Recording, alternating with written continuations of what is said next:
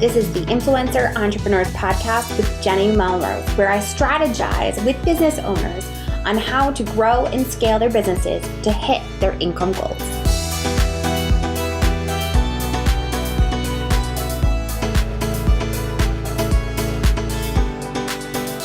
This is episode 299 of the Influencer Entrepreneurs Podcast with Jenny Melrose.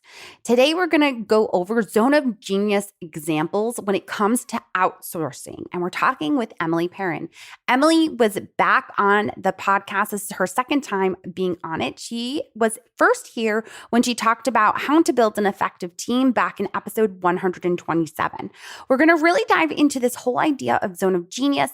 So I hope that you are ready to be able to dive into this, because she actually has a free workbook that you can grab to make sure that to help you figure out your zones of work and how to effectively outsource the ones that are not within that zone of genius for you. All right, you guys, let's dive in. Hi, Emily. How are you? Hi, Jenny. I'm doing well. Thank you. I am so excited to have you back. We originally spoke all the way back. I was trying to look back for it. It's episode 127. And this episode that we're now recording is episode 299. So it was way, way, way back. But I am super excited to really dive into this conversation about zone of genius with examples, because I think that that's the hard part for people. Before we jump into that conversation, will you introduce yourself and your business for my audience? Yes, I'd love to. So I'm Emily Perron, and I'm a productivity coach for creatives. I mostly work with bloggers, content creators, and influencers to not only uncover their zone of genius, then also to build their teams. Because if you want to spend more time in your zone of genius, you have to get some help doing it. And so that's kind of how I got into this space and into this like passionate topic for me at this point, is that I spent the past few years recruiting and building organizational strategies for my clients. And while I still do a lot of that work, it's also like the point is bigger than that, right? The point is really about maximizing their zone of genius so that they can, live like the way they want to live. So that's where I'm at. And I love that, but being able to live within that vision that you created for the real reason of why you have your business is just so important and makes it so much easier to do what we do every single day. So let's start off. What are the different zones of work? Yes. So zone of genius really comes from this bigger framework, right? It comes from the 4 zones of work from Gay Hendricks' book, The Big Leap. I know, right? A lot of people know that, but some people don't yet. So I want to acknowledge that's where it's coming from. And so in that framework, there are these 4 zones, and I think of them like a pyramid. So as you move up this pyramid, your zone is getting smaller. And so at the base of the pyramid is zone of incompetence, everything you're not good at. Then the second layer is zone of competence. This is everything you can do. And it's a little smaller, but it's still pretty wide, right? And then the third layer is zone of excellence. This is where we're starting to get into the things that you are really, really good at. You are better than most people. Your business might even be built around this, but it doesn't quite light you up. It doesn't quite have what your zone of genius has, which is that drive, the ambition, the energy, the aliveness, like the freedom. Like when you are in your zone of genius, it feels amazing. You're unbelievably productive. For me, it looks like I am crazy productive. I will work and then I look up and 2 minutes have passed. And I'm like, how can that be? I just did 30 things. I thought that was an hour. But no, it's like this weird suspension of time almost can happen. And in psychology, this is also called flow. But what we're talking about here is more zone of genius. So I Yes. just get into it. No, and I think it's so important to be able to look at that. And I've always seen it when Gay Hendricks does it. It's that circle where it's the kind of the zones. I love the idea of the pyramid though, because it does. It really makes it very visual for you to understand that that piece allows you to do less when you're in that zone of genius. So how do you actually determine your zone of genius? Yeah, this is the big question, right? I think there's not any one. So I have ideas, right? But there's no one answer to it. That's what makes it so challenging, is that no one can tell you what it is necessarily. And I would say most of the advice that I have seen on it is like, okay, like in that book, I was reading it again recently. And Gay Hendricks' advice on how he did it was he reflected for a week, Jenny. That is what the book says. It says, reflect for a week. And I tried that, right? Years ago, I was probably 32 when I read that book the first time, and that didn't work for me at all. And so that's where I started experimenting and figuring it out and uncovering and exploring and doing all these things the last 7 to 8 years, because I had to figure it out. So one of my favorite tools is time tracking, because if we don't know where you're starting from, it's hard to know how to spend more time in your zone of genius. So time tracking for a week or two is one of the most powerful ways to start uncovering, and then see how you're spending your time and start like categorizing, like every activity you're doing, give it a label. Is which of the 4 zones are you in when you're doing that work? And that's how you can start to see the things that you're labeling genius excellence. That's where we want to move you, right? That's where you want to move towards spending more time in those activities. Do you find when you time track that it takes longer to do an activity that's considered a zone of competence or even incompetence at that? So that's for sure. Okay. Good. Yeah, definitely. Because like I said, there's this like maximizing productivity in your genius. Yeah, it definitely takes longer. I mean, think about all the time you spend like procrastinating on stuff you don't like to do. I mean, I think about social media scheduling. I am the worst at scheduling in advance social media. I know I literally could do it, but I just put it off for weeks and weeks and weeks. And so then nothing gets posted because I'm in charge of social media scheduling. And so I can even create all the content and then it just doesn't get out the door. And I've had clients struggle with that too. And so that's where it's like, okay, then, we need to start aligning in some of these roles. Like, let's start, determining which positions you can start outsourcing to. Yes. Okay. So talk to me about what exactly the trap of zone of competence is. Yeah. So okay, zone of competence in that pyramid, it's the trickiest one, right? Incompetence, it is pretty easy to outsource things you don't know how to do, right? If you need to like update your plugins and you just literally don't know how to do it, it's so easy to like hire, a web maintenance team to take care of that stuff or to maintain your website. But competence for people who are creative and entrepreneurial, it's just tough because we can do it, right? I can do a lot of things. You can do a lot of things. I know this about you in particular, right? You can do a lot, but then it really comes down to, should you be doing those things? Like, there are people that have zones of genius that align with those things, right? And so if everyone in your team can be aligned with their zones of genius, that's when you're really starting to maximize everyone. And everyone's happier because, your VA isn't writing blog posts and your blog writer isn't scheduling social media content. And so that's what I mean about like that trap. So back to the trap though, the trap then is that the zone of competence ends up being one of the hardest areas to outsource because you can do it. It can be really hard to let go of those things. I think we have that, like I said, we have this like really resourceful entrepreneurial mindset where, a lot of times we have to do a lot of things because we're the only person there to do them.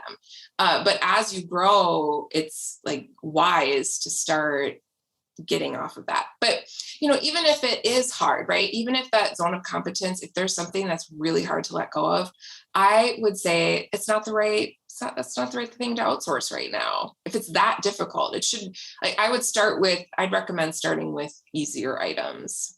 That makes sense. And I think too, when it comes to those zone of competence, a lot of us are perfectionists. A lot of us feel like, well, I'm going to be able to do the best. So how do we let go of that perfection? Yeah. So I think one of the big things is to start using a feedback loop. So one of the things I noticed with myself and with my clients is that the ones that were in like failure loops on, with freelancers, they weren't giving good feedback or any feedback. And they were just kind of hoping it would get better, or they'd be like, what's wrong with this person? Why aren't they doing it the way I want it done? Or why aren't they doing it better? Why doesn't this look better? Things like that. And so what I like to think about it like a loop. This is where I love more of like a loop or a wheel. Yeah. So you have to like give the assignment, give the freelancer space to implement, to do the work. Then you have to review it and give feedback. And then this is really the key, allow them to fix it. Because if you're just reviewing and fixing things and not telling them what to do differently, they can't change, they can't learn, they can't grow. And you don't have to do this forever, but in those first like 1 to 3 months, that's the most crucial time to do it.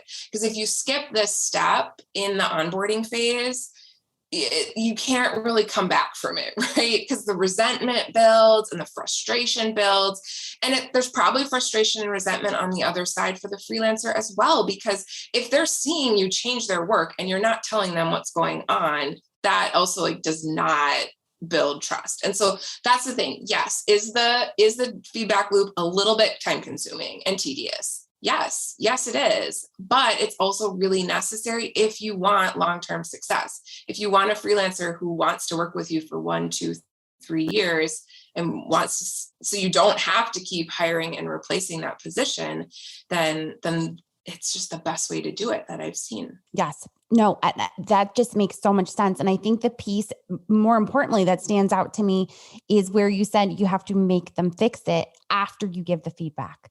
Because I think that's a mistake that I have done. I will give the feedback, create a new video that shows them exactly how to fix it because I clearly, in my mind, wasn't clear the first time, right? That's normally the reason. It's not normally them. It's normally us as far as our way in which we communicate. So I create that new video, but I, in the past, have made the mistake of going and then fixing it myself so that I'm just expecting her to then implement it the next time. But then we continue to see that same mistake because she's not understanding what I'm talking about, clearly. Yeah. Because you do have, sometimes there is that second round, like if they still haven't gotten it. And there's, of course, like if you're seeing like tons of mistakes and nothing gets better and it doesn't matter what you say, there does come a point where you may have to let them go. But oftentimes what I found, if you kind of focus on hiring a high performing freelancer, they want to serve you. They want to do well. They're achievers too. And they want to do well. They want to be successful with you. Yes.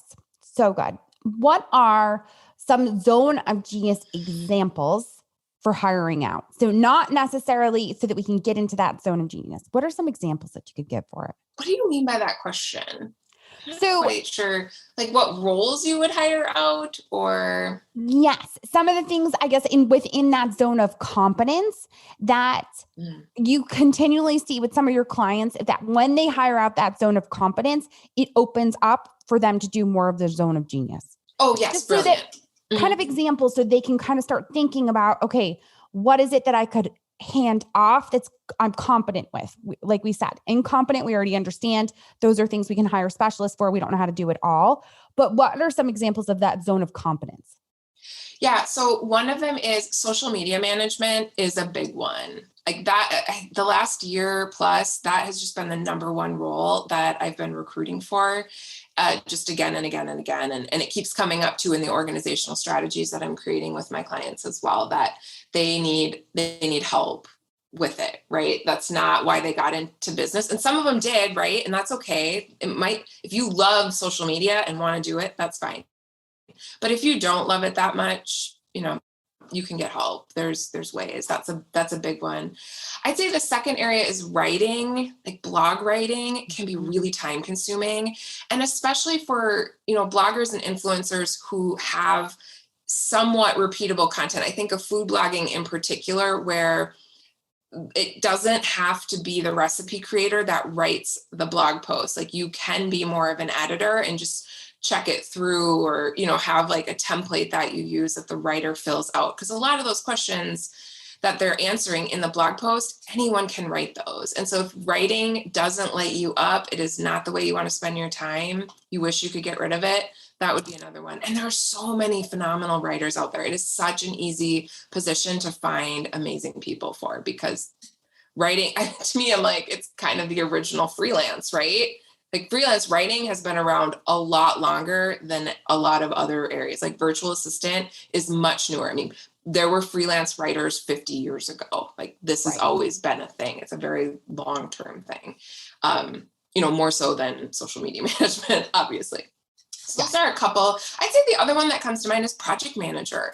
So hiring someone to manage more of the details of your business, or, making sure that all the pieces are coming together in your editorial calendar. So if you're creating a new blog post, or you have a campaign for a brand, that all the people, and maybe it's even only 2 or 3 people, but one of them is you, right? Like we need managers too. That's one of the hardest things I found in entrepreneurship, and a lot of my clients talk about as well, is just there's no one managing them anymore. And so it's all on them, and that can feel really heavy at times, especially if you're not someone who is super organized. Like if you're a bit messy and all over the place, that's okay. Like that comes with being creative. But at the same time, then sometimes it's helpful to have a complement who is super organized and detailed and will remember all the things, and will notice that you booked 15 things on the same day and you can't possibly do them all. I mean, I'm raising my hand on that, right? Like my project manager is amazing. She's constantly like editing me in that way, right? Like, can you really do 5 podcast interviews this week, Emily? Right. Yes. No, so good. All right. So tell me a little bit about your Zone of Genius workbook. Oh, yes. So I have created a Zone of Genius workbook that is filled with reflection questions that covers all 4 areas of the 4 zones of work, because I really wanted to create something that would help others as much as it has helped me, is to have more questions to reflect on, not just reflect for a week and figure it out, but it's more of like thinking through all these different areas and starting to notice it. So it's at emilyperron.com/ZOG. And so you'll sign up with your email, and I will send that to you. Yes. And as my listeners know, you guys can always send me a DM on Instagram, and I will send that directly to you as well. Just let me know that you're looking for that Zone of Genius workbook from Emily, and we will send it. Emily, where else are the best places to connect with you? Yeah, right now it's Instagram. I'm at emily.perron. It's Perron. I love connecting with people over there. I'm really active in my messages, and I just love chatting with people through audio notes and through text. So it's such a fun place to be. It's my favorite platform. Also mine as well, especially those DMs where you can have those conversations with people. It's like the one true way to still continue to stay connected to them. Yes. We're going to link to those in the show notes so that everybody can hop over there and make sure to, if they have any questions, to DM you, as well as to grab the Zone of Genius workbook. I appreciate you so much, Emily, for taking the time to speak with me and my audience. Yeah, thank you, Jenny. It was such a joy to be with you today. Thank you. All right. Well, there you have it. Emily really broke down those zones of work for you and showed you how you can make sure that you are working within your zone of genius as a business owner by outsourcing those, especially those zone of competence.